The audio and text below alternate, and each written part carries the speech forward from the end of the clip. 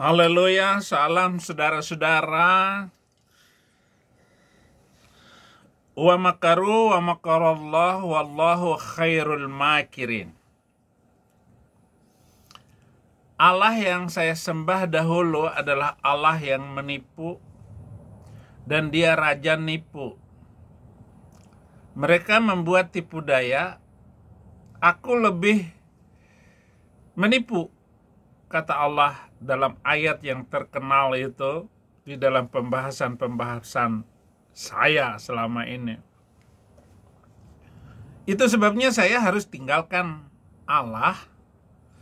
Kenapa? Karena banyak Allah, tetapi satu Allah yang benar di dalam Yesus Kristus. Hanya itulah yang paling benar, yang mewujud sebagai manusia ketika itu.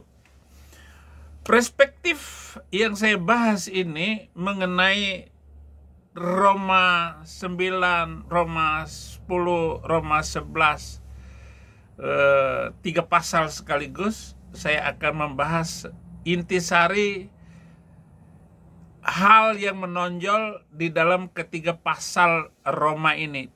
Pembahasan mengenai Israel ini tidak terutama merujuk kepada hidup dan kematian kekal perseorangan setelah kematian jasmani.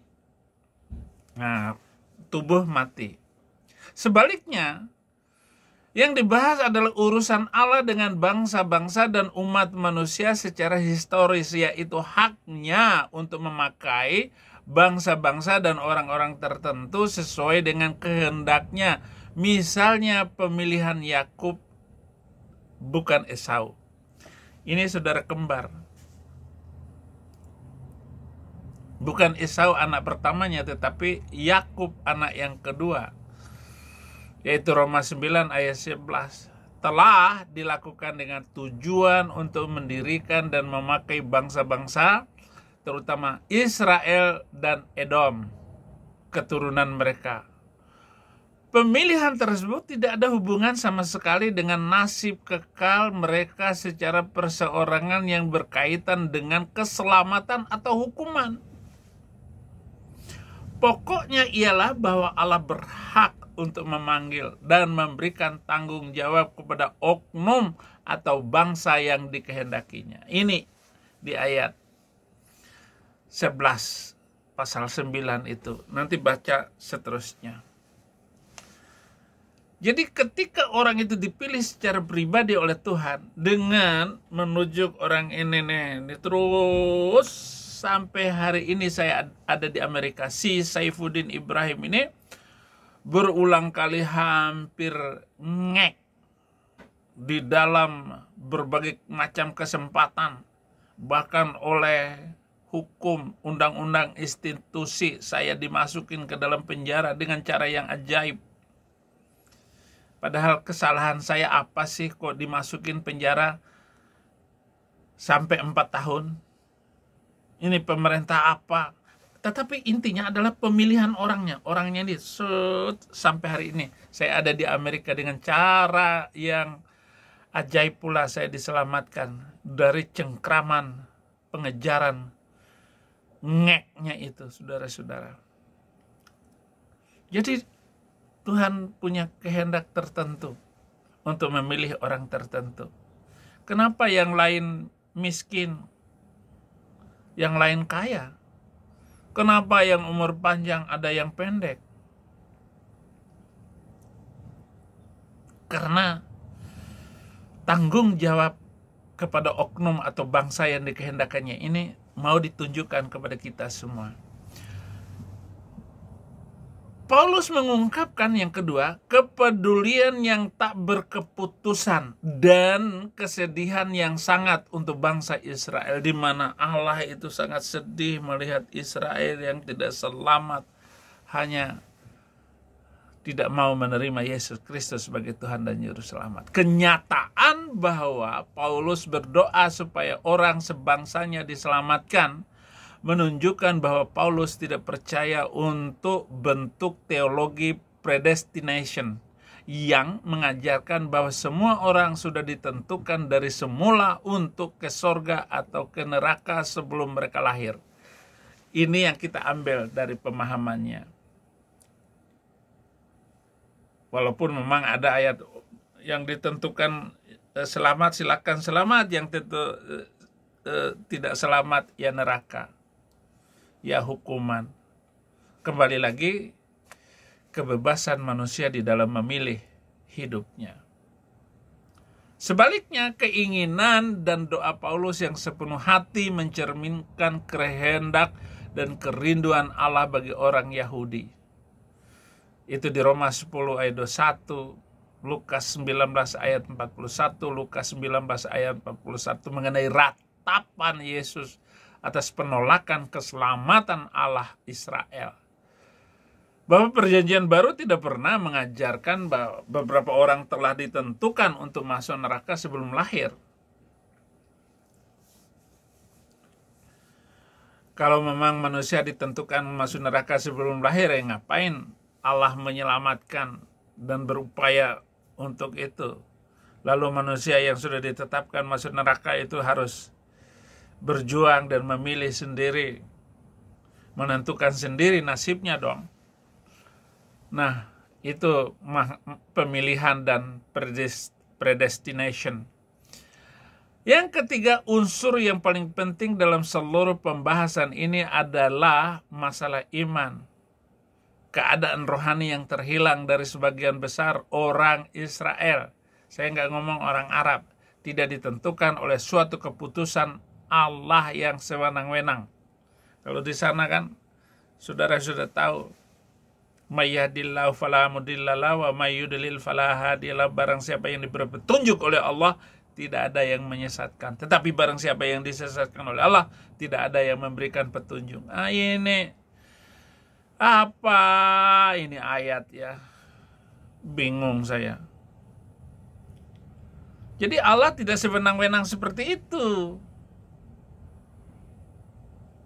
Lalu bagaimana dengan orang seperti saya yang dulu Islam, sekarang masuk Kristen?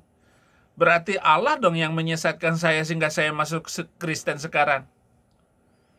Enak aja Allahnya macam begitu.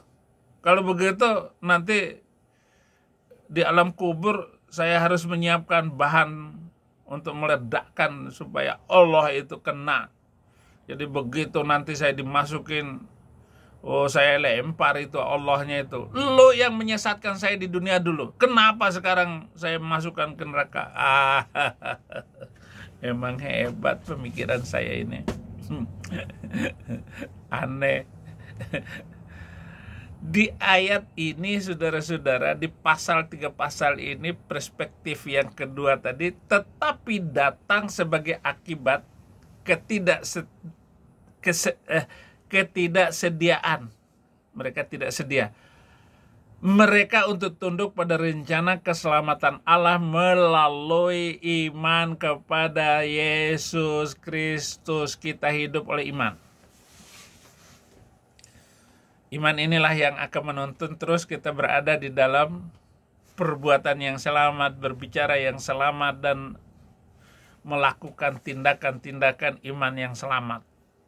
Akan tetapi ada banyak orang bukan Yahudi yang menerima jalan iman Allah dan mencapai kebenaran melalui iman kepada Kristus.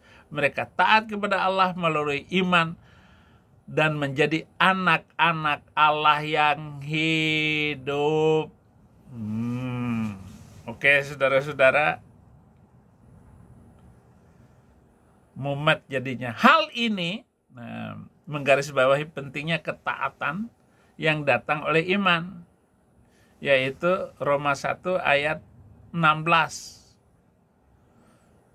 Dalam hubungan dengan panggilan dan pemilihan Allah.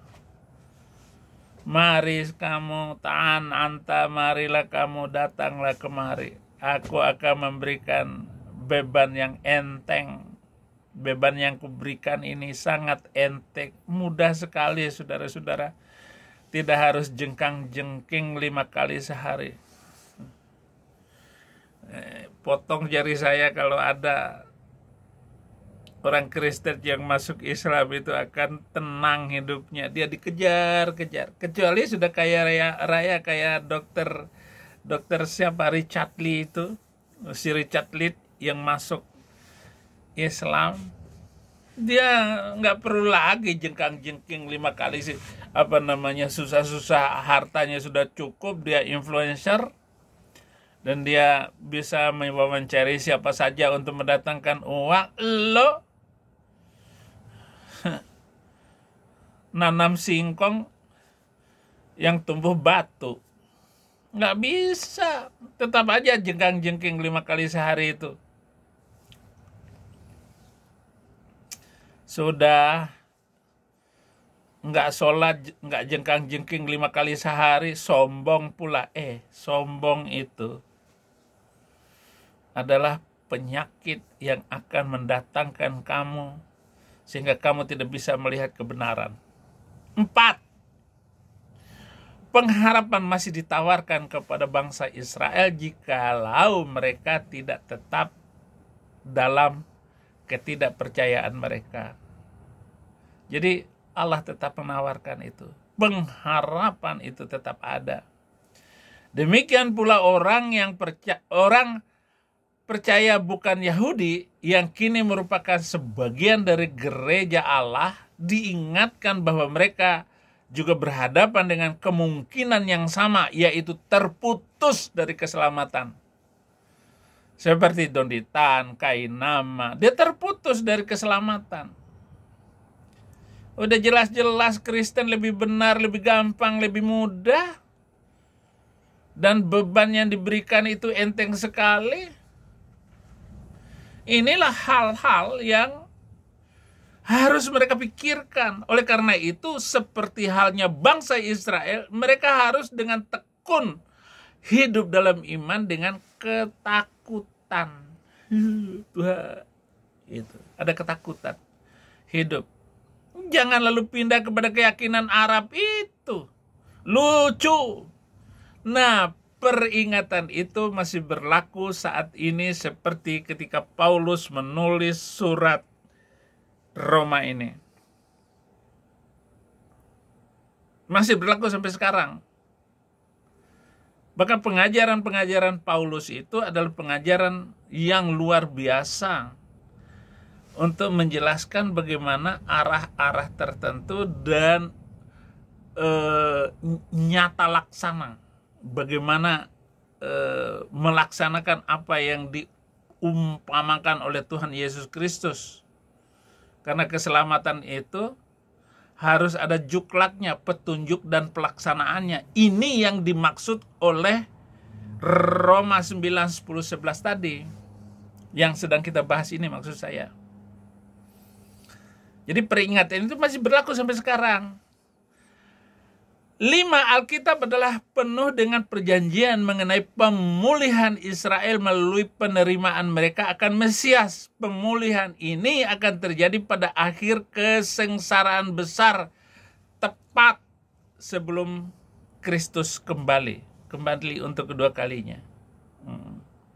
Nanti akan terjadi kesukaran yang besar, penyakit yang banyak, peperangan antar bangsa, antar kerajaan, menindas antara satu dengan yang lain. Ini saudara-saudara, jangan mengikuti Allah yang tidak dikenal itu. Allah yang kita kenal di dalam Yesus Kristus adalah Allah penyelamat, Dia Tuhan dan Juru Selamat. Mantap. Jangan lupa like dan subscribe semua yang saya sampaikan ini karena penting. Tidak membahas antar denominasi keributan ini, tetapi bagaimana bahwa Yesus datang sebagai Tuhan dan Juru Selamat. Amin.